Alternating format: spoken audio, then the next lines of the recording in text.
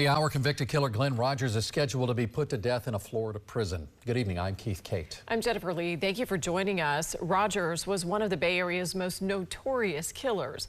He was convicted of killing a woman in Gibsonton in 1995 and another woman in California.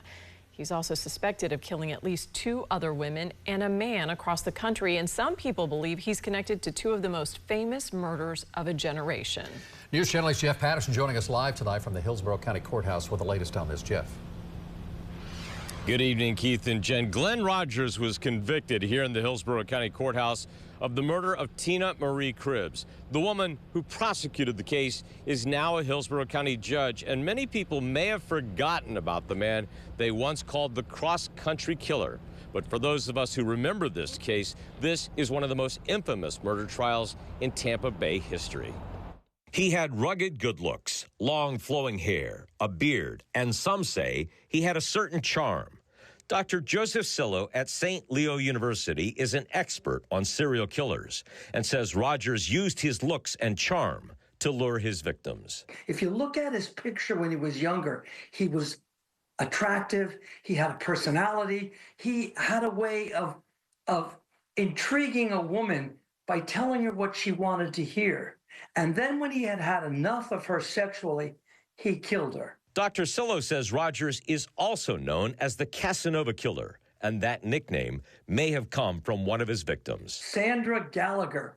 And she told her mother, she said, "This is my dream man.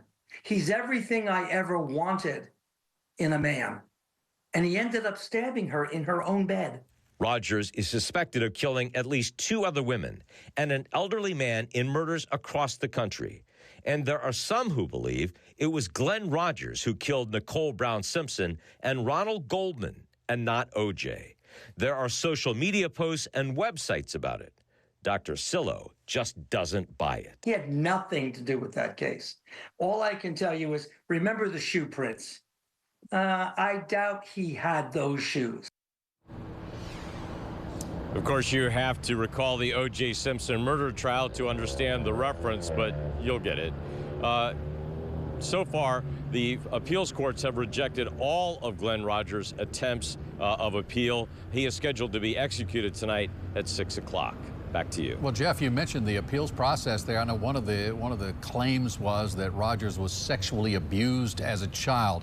Any chance that that could impact his execution tonight at this point?